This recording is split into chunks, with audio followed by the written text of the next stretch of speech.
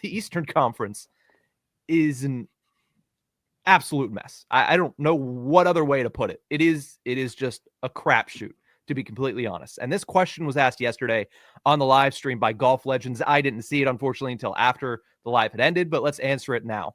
Looking at the Eastern Conference, and I'll pull up the standings here, which two teams do you trust to grab the final two wildcard spots? If you're looking at the standings, which we have up here, if you're watching us on YouTube, Columbus and Ottawa are currently the two teams sitting in the wildcard positions. Columbus has 53 points. Ottawa has 52. And then there's two other teams tied with Ottawa, Montreal and Boston, with 52 points.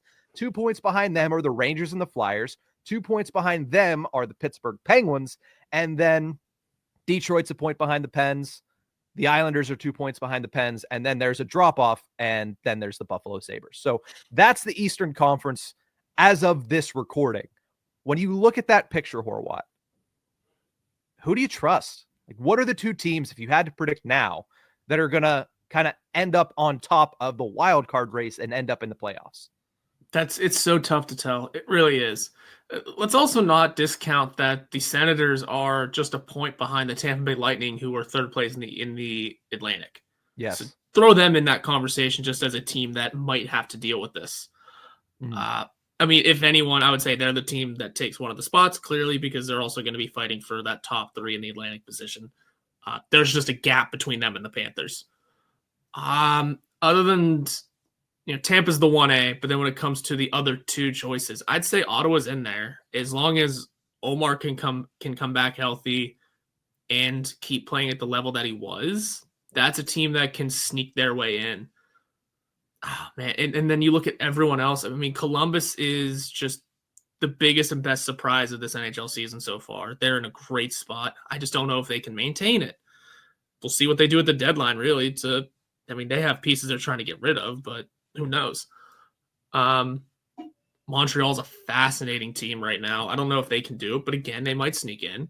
Boston and New York seem like disasters, just unmitigated disasters, yet New York's on a 10-game point streak or something stupid like that. I was going to say, I mean, I agree with you with Ottawa. Let's just start there. I agree with you with Ottawa. I think they're going to make it because Allmark, again, I trust goaltending, and if Allmark is healthy, he is probably one of the best goaltenders of all of these teams. Yeah. Not to mention, they are tied with the best when it comes to most road wins among all these teams. And again, that's a good indicator of what teams can kind of do it down the stretch, is who's good on the road. So I agree with you with Ottawa, but the Rangers have been a crapshoot most of the season, but they're 6-1-3 in their last 10. And again, I trust good goaltending. Shesterkin is starting to turn a corner. Yeah. And because of that, and the fact that Trouba drama is getting further and further behind them, I think I have to go with the Rangers here. It hurts my soul, but I think I have to go with the Rangers here. However, I reserve the right to change my mind if they blow it all up for JT Miller, because I think that would do more harm than good in that locker room. So as of right now, I would say Rangers, Senators, but I do reserve the right to change my mind if Chris Drury does another Chris Drury thing and makes a crazy move for JT Miller. Yeah, I want to throw this out to you too, because I threw it out to you. It was either last week or 2 weeks ago whenever I said the Rangers are going to turn this around and just bumble their way into the playoffs. Yeah. You pretty quickly shot that down. It's funny seeing the tables turning. But yes, it's one thing because you look at their streak that they're on, they're not blowing these teams out. It's finding a way to win.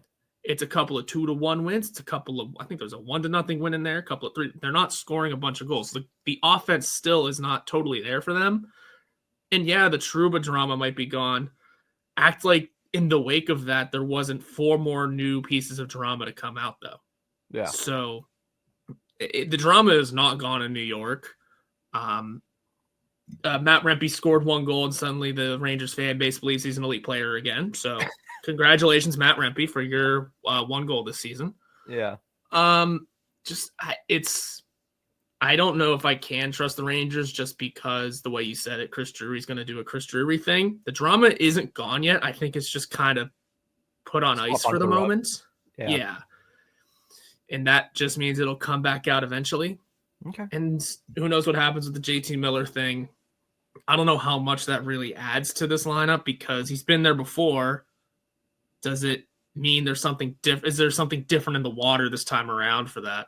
I mean, they got Shesterkin rolling, which is good. But again, yeah.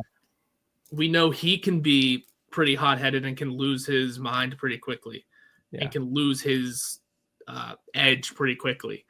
I just don't know if I trust that entirely and would much rather see someone else.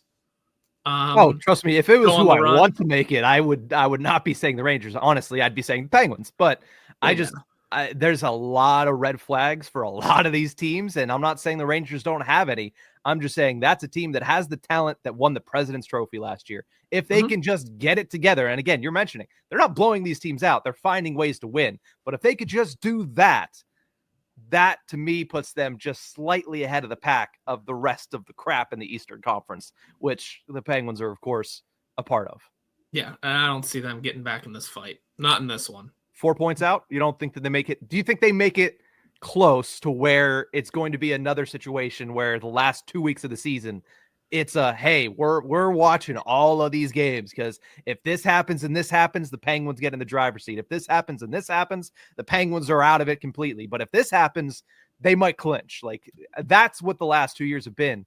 Do you think that they're going to make it to that point of the season and still be into it this year?